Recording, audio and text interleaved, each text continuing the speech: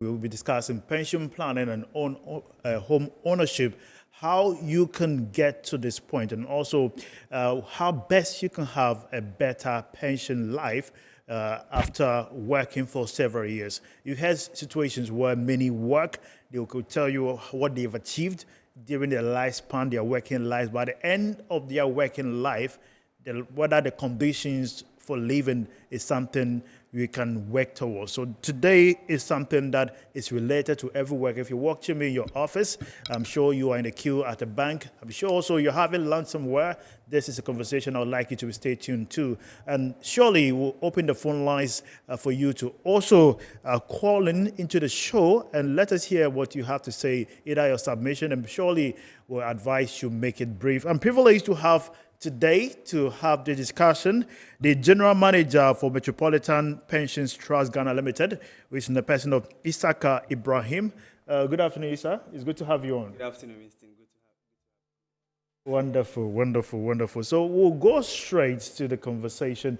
By first of all, many here, I'm on pension. You hear the conversation on pension, and surprisingly, when people speak about pension, the first plan they have is, I'm going into agric farming, I'm going to this and that. But let's understand, when someone talks about pension or retirement, in simple terms, and also in the face of the law, what does it mean?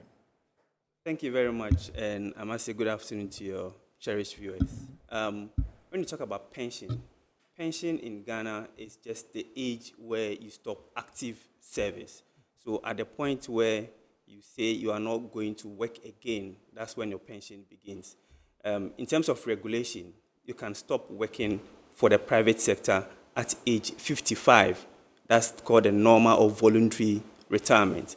But when you want to retire at age 60, it's a compulsory retirement. So you can retire at age 55, voluntary retirement, or at age 60, the normal retirement. If you are working in heavy metals like the mines, like the construction firm and all that, you can also elect to retire at age 50. So we have age 50, age 55, or age 60.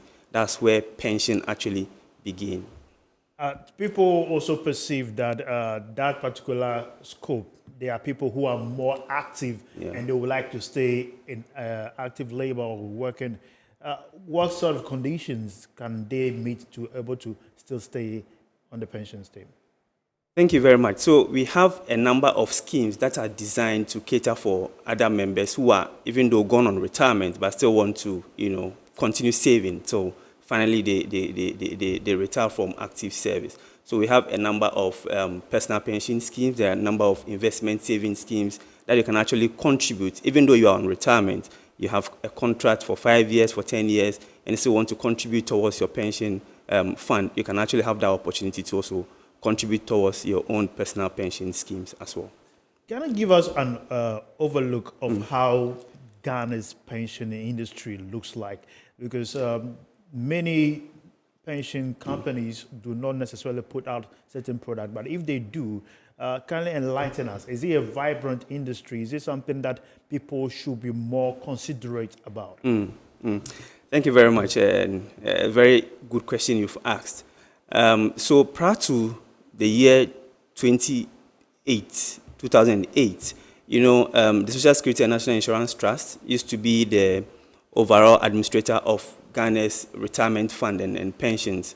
But after a committee was constituted by the former president, Kufuor, and in 2008 was passed into an act, it invited private sector to also come in the administration of pensions. So from 2008, when the law was enacted, in 2010, private sectors came in to administer the fund.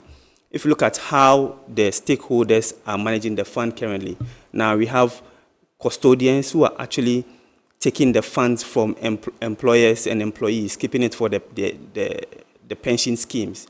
We also have trustees who actually administer the fund in terms of membership, in terms of how the contributions are supposed to be invested and all that. And we have the fund managers who actually go to the market to look for viable investment options to invest in. And now we have SNET also still playing a role. So we have about 4 stakeholders within this particular sector. From 2010, and the last figure I heard from the Deputy CEO from the National Pensions Regulatory Authority, was that between 2010 and now, the pension pot has grown from nothing to now about 51 billion Ghana cedis. Interesting. So, 51 point. Yes, 51 billion Ghana cedis. Interesting. So if you ask me how vibrant that is, I would say it is doing very well. And surprisingly, now there are about 217 registered pension schemes that are running. So in addition to SNET, there are other schemes that have registered with the National Pension Regulatory Authority to manage the contributions of their workers or employees. And that's how the fund has grown. Between 2022 to 2023, it grew by almost 18%. And just the private sector alone are now contributing about 81% of the total portfolio of the pension fund. So SNET has been established way back, but the introduction of the private sector has seen to it that the pension fund has actually grown to a significant number. What is causing or bringing about this growth in the sector? Is it regulation or what could it be? Thank you. So yes, regulation plays a very significant role because now NPRA ensures that you are investing in the right places. But you know what they say about the private sector as well. They also take into their own hands how they will be able to invest the money in order that they will generate more revenue for the common worker in the country. So opening the space out to invite private sectors in have actually contributed to the growth of the pension fund in total. There is this conversation before this interview that I had with people that some have this school of thought that the private sectors kind of have the correct or risk-assessed kind of investment before compared to government pensions. What do you say of that? So I don't want us to position the private sector and government because it's the same people. You may be working that myth. Exactly. We all manage the funds. We all have the same investment mandate. And so I believe that everyone is doing their best. Just that when there's competition, everyone wants to outpace the other. And so I believe competition has actually helped in terms of managing the funds well. Because now you can have a member can opt to port their fund from one fund manager to another fund manager. And so if you're a fund manager, you always want to give the member the benefits of the doubt to keep their funds with you. And so I think competition has helped in the managing of the funds well. I'm sure the obvious question that you are asking is, if I should go on retirement and I see the difference where someone is taking 500 Ghana cedis a month, whilst others are taking about 50,000 Ghana cedis, some are taking 5,000 Ghana cedis a month, even on their pension, although they have the same lifespan of working, what brings about differences in terms of collection or payment at the end of pension? Thank you very much. So two things. One is the fund manager who is managing your fund. So maybe earning the same salary. But if there are different fund managers who are managing your fund, depending on their strategy of investment, the returns may differ. And for the private sector, for the tier 2 especially and the tier 3, it's a defined contribution scheme. What it is that how much you put in when you are going on retirement, that's what you take, plus all the returns. So the decision is actually on the fund manager and yourself to be able to invest the funds and get adequate returns so that when you go on retirement, you enjoy the benefits of whatever you've put in. So unlike the first year that is managed by SNET, that will pay you on monthly basis or monthly pension based on your monthly salary and other factors. In terms of the tier 2 and then the tier 3, it is a defined contribution scheme. That means whatever amount you put in, plus all the returns that has accrued on you, that's what you get when you go on retirement. So basically, yes, you may be working with the same person, earning the same salary, contributing the same amount, but if you are investing in different avenues, obviously that will affect the revenue you get on the contribution when you go on retirement. Does the employee has a say in which kind of investor, especially the private sector, who handles his tiers of investment? Yeah, so it depends on the scheme you join. So we have a master trust scheme. So a master trust scheme is registered by the pension company. And so it's a pool where all employers will join with their employees. But we also have this employer-sponsored schemes where an organization will decide to register their own scheme and manage it by themselves. But of course, we'll elect a trustee and we'll elect a custodian so that they manage the affairs of it. But in all, the employees have a say in where they want to invest the monies. Yes, there's a mandate set by the regulator on where you would have to invest. But before any investment is done, there's a board of trustees that will sit down to decide, yes, this one should go here or this one should go into this particular fund. So in general, the employees have a say in where their monies are supposed to be invested. What sort of planning strategies in terms of retirement can someone adapt to ensure he has a better life at the end of his working life? Thank you very much. So in terms of strategies, there's no one strategy that fits all. In terms of pension, it's basically how much you're able to put in. I think the last time the Issaka service brought their reports by 2023, they mentioned that the average salary of the public sector is about 2,600. If you are contributing to a tier 2, which is a 5%, obviously it's very meager. So you need to make a conscious effort as an individual, take your own pension affairs in your own hands and ensure that you are contributing towards your retirement. So one thing I will say, ensure that you are contributing adequately into your pension portfolio so that when you retire, you'll have a decent pension fund or retirement fund to live on. A lot of people have said that the adequate amount you can actually contribute should be 10%, somewhere 10% of your basic salary. So if you are contributing 5% as a mandatory towards your tier 2, ensure that at least additional 5% is saved towards your provident fund or personal pension scheme for you. In that way, you'll be able to retire at least comfortably in the near future. I saw this option of home ownership. Yeah. How feasible is it? Is it something just a dream? Because many say that looking at how much they earn, owning a home, building or possibly buying a home or building it themselves, it will take them years. Yeah. And before they tend to enjoy their own homes, they are possibly above the ages where their grandchildren would rather be the one taking over their assets. How can one be working whilst having a complete life and also having an asset such as home by the way of, and also have a better retirement benefit? Thank you, Winston. And you are right. All those things at the same time. Yes, Winston, you are right, and that's when planning comes in, right? So we know that, of course, not everyone can afford a home. I mean, as it stands. But when you put in better planning strategies, you'll be able to ensure that at least you're having a decent abode to live in.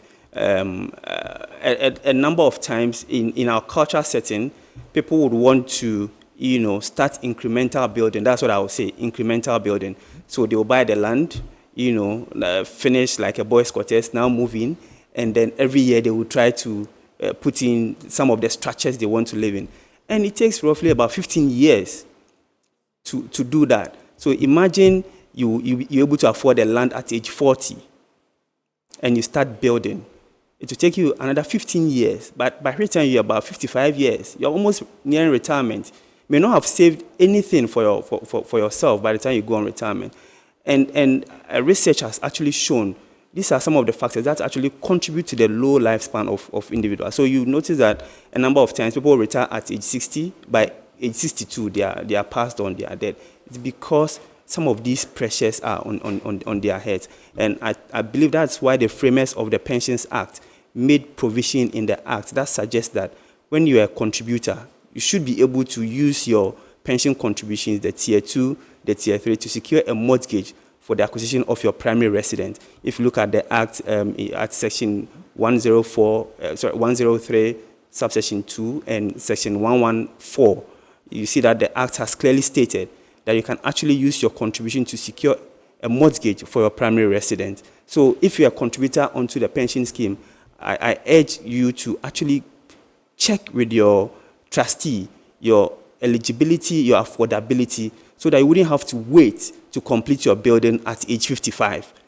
Acquire a residence now so that you'll be able to pay use some of your income to pay whilst you save towards your retirement. This is a very interesting conversation. I'm sure you're wondering, am I eligible? That's the question that the next question I'll be asking Ibrahim Issaka after this break. So don't go anywhere. When we come back, I'll open the phone lines for you to call and ask every relevant question, and surely make your submission brief as well. We're back after this break. Stay tuned.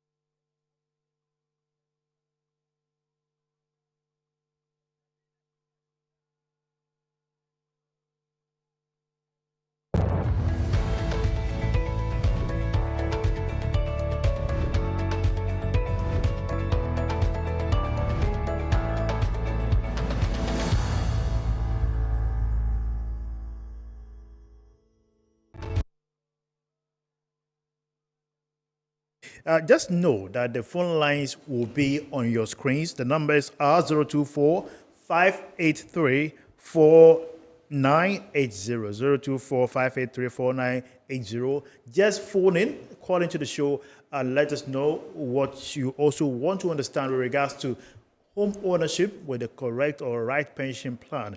And when you phone in, please make your submission brief. You can speak any language of your choice, so long as I can understand, and my guests here can also understand. We'll make sure to address your concern as simple as possible. All right, so we made mention that anyone can own a home with the correct form of pension. And at that point, because people know, we understand if you go to the market now, the prices of homes are expensive. Many are charging or are quoting in dollars. And we are also looking at the economic conditions where interest rates and all these factors tend to affect the structure of the payment plan. But before we get to this address, we have Eben from Tesano, who is joining me on the phone line. Good afternoon, Eben. Welcome to Metro Business.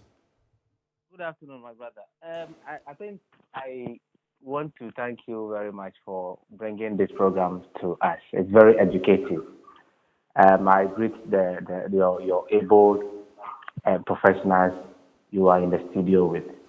I want to find out. You see, I'm a SNET contributor. I've been in the public sector for, I think, a few years. How do I qualify to get this? In fact, I just tuned in. How do I qualify for this mortgage? Because we have also learned that the problem that is being stated there is predominantly worry, you see. So all of us want to avoid it. You don't want to build at 50, 55, 60. You might even die before. So how do I stop? How do I dodge this? How do I qualify? All right. How do I qualify to do this?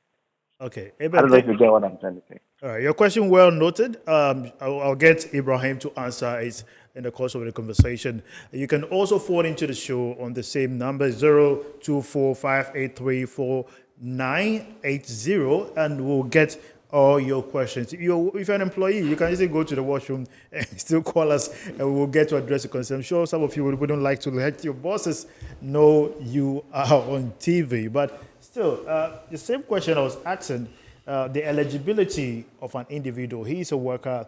He wants to enjoy life before death. So he doesn't want to die and live life. So at that point, how can he qualify? For instance, if he's earning, let's say, roughly 1,500 per month on that. All right, I'm sure, let's just get the questions, then we'll come back to the conversation. We have Frank also joining us from Teshi. Frank, good afternoon. Welcome to Metro Business. Good afternoon, sir. Thank you so much for giving me this opportunity. I just tuned in and I saw the program on TV. Thank you so much. It's been educative so far, but I want to know, I'm a pastor, a young pastor, and I want to know how would this benefit me? So if I want to, get a mortgage, I'm earning, let's say, 600 cedis a month. I pay my SNET contributions, all right. But how will I, secure a better home for me? All right. Thank you, Frank. We'll get back to you on that. Keep watching. Don't change the dial, and we'll get Mr. Ibrahim to answer Issaka. So, Issaka, the first one is asking how he will qualify to be eligible to own a home using a mortgage or his pension. And we heard from Frank, who says he's a young pastor, is earning 600 Ghana cedis a month. For him, is it too small, or what must he do to up his game to have a home whilst planning his retirement? Thank you very much. So owning a home has always been a subject for discussion. If you look at the environment you find ourselves in, truth be told, affordability of mortgages are very high. If you look at the current reference rate, around 29%, interest rates around 30%, that would mean offering you a mortgage will be about 30-35%. And it's very high. And so there needs to be a lot of collaboration in terms of how the financing houses will secure, very affordable funds in order that they would give to the real estate agents to be able to build affordable homes for members. Currently, if you go to the market, average price of a two-bedroom should be about 600 to 700,000 Ghana cedis, right? Which is very, very, expensive, or let me put it that way, considering the levels of incomes we have. If you want to check how you qualify for this, first of all, as I mentioned, your tier 2 and your tier 3 contribution should be able to afford this for you. So check how much you are contributing. Check with your trustee.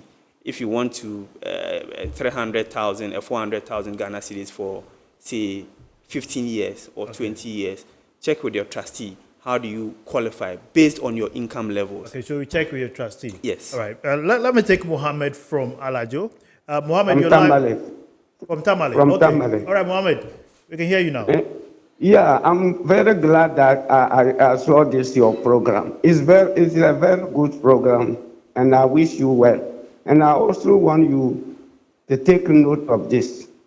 I've even retired, but what I've observed throughout my working life, there have never been a new system which is better than the old system. I was there when Cap 71, Cap 30 came, Cap 30 Senate was brought. And then actually, they deceived us that it was the best. And some of us opted out to join the Senate based on what you are doing. And then after that, but when our colleagues, those who were Cap 30, when we reached retirement, our difference was too much. When they were collecting 300 and something Ghana cedis. That time, we were collecting only 50 Ghana. Those who were on Senate.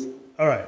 Then the other thing I want you to take note of, when they were bringing this scheme, tier 2 and so tier 3, and when they were bringing the system, the system met us, but they didn't give those who will be affected time, so that investors who are going to be involved in the business, in their investment, they were only 5 years different, 5 years difference. And the 5 years, when 2020, some of them, they were still struggling to get investor who will accept private company which will accept them, because government was holding the money.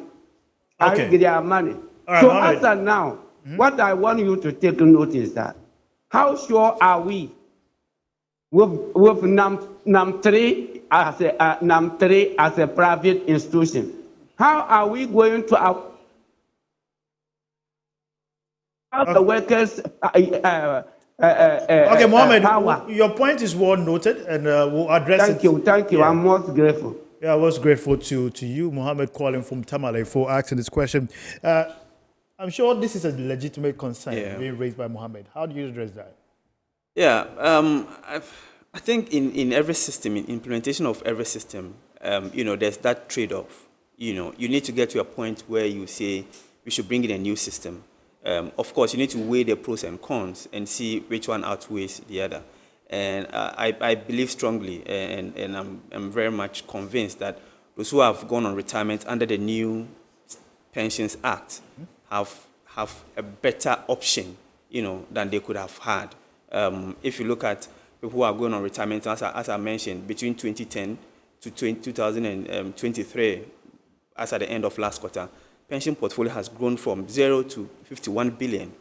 So you can imagine if you have a fund from 0 to 51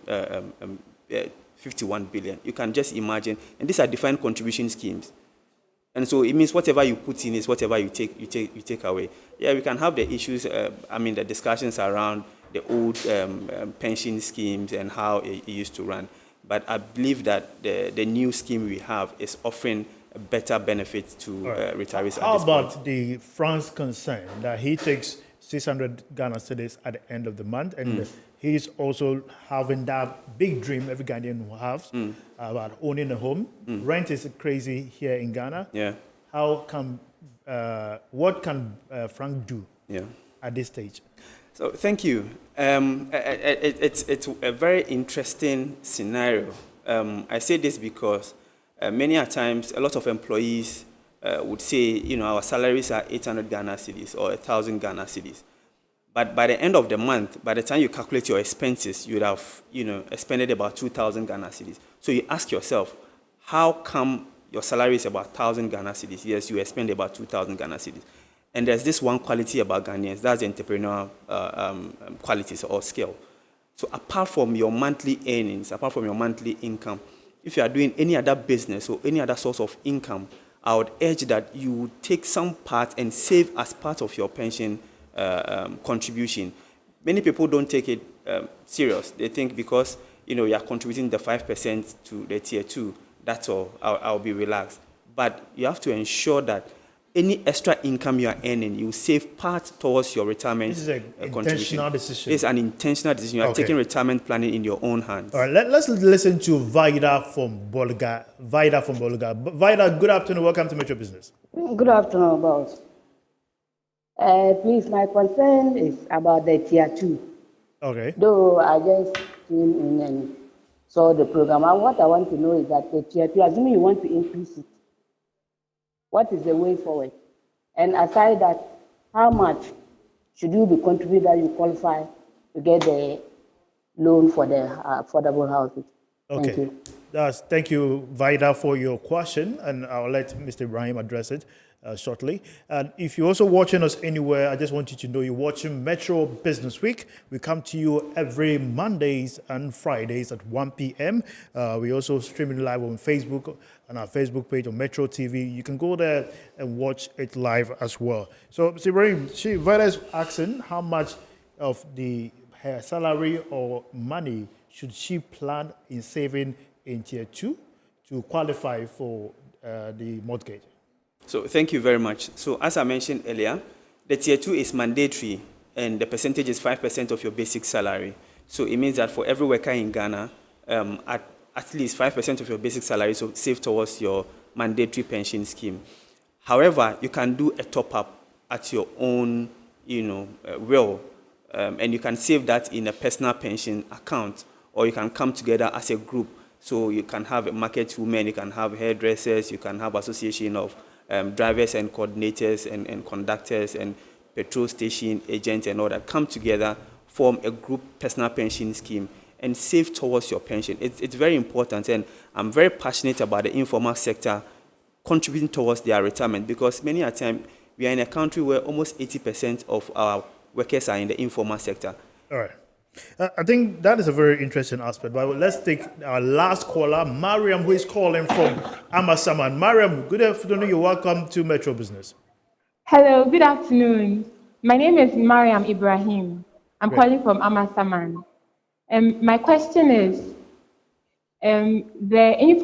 people from the informal sector, like mothers in the market, how do we ensure they pay their PF?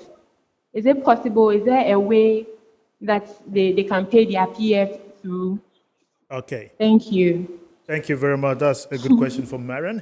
Thank you for your contribution as well. So that's what you were addressing, including the group coming together and stuff. Can you still elaborate more for Mariam to have a concern addressed? Yes, I mean, it's very possible, and the law has made provision for that, i.e. that under the third tier, you can have a personal pension account or a group personal pension account. So in terms of the group personal pensions account, associations, as I mentioned, hairdressers, bus conductors and drivers, petrol station agents, or even drive hailing, like all the brands you can name it, come together, form a group, and then contribute towards your pension. It's very possible. All the trustees are readily available to assist you go through the registration and ensure that either weekly or monthly. The good thing about the personal pension scheme or the group personal pension scheme is you can contribute any amount at your own will. You can contribute daily, you can contribute weekly, you can contribute monthly, or you can contribute periodically, quarterly or yearly at your own will. If you have any money sitting there, you think you can also put in your pension account, it is also very much welcome in the personal pensions account as well. You can decide to put in, if you have a 10,000 or doing your side job like yourself, Winston, you can decide to, put into the personal pension scheme. And all this would contribute to your affordability towards the housing project. So if you are going for any housing project, the first thing they will check is how much do you have in your pensions account and how much you can, pay periodically. For instance, a number of the partners we have currently now, what you do is that when you go for the mortgage, you pay the interest. So you not pay the principal and the interest. You just pay the interest. And then when you retire or on periodic basis, you clear off the principal in tranches. And so it gives a form of flexibility for workers to earn a mortgage for themselves. That dream of owning a home is quite possible listening to the conversation here today. So I'm sure you're wondering whether, sure, you can be a car owner, a home owner. All these facilities are something that if you have the right investment or financial advice, you can be secured subsequently in the future. So this is what we had here today. I will have a part 2 of this conversation where every concerns and feedback that you give us will take into consideration and bring you the best expert here on Metro Business Week. But before we go, let me take final words from Mr. Issaka Ibrahim. What advice will you give workers in the country, and what observation have you made that you think needs to be addressed in terms of pension? Thank you very much. So owning a home is possible. First of all, let me say that for every worker. And once you are a contributor onto the pension scheme, ensure that you take advantage of the regulations that has been made in the Pensions Act. I would say someday we all retire from our active service. And when we retire, we desire a decent pension to live on. In as much as we desire a decent pension, we also desire a decent accommodation or abode to live in.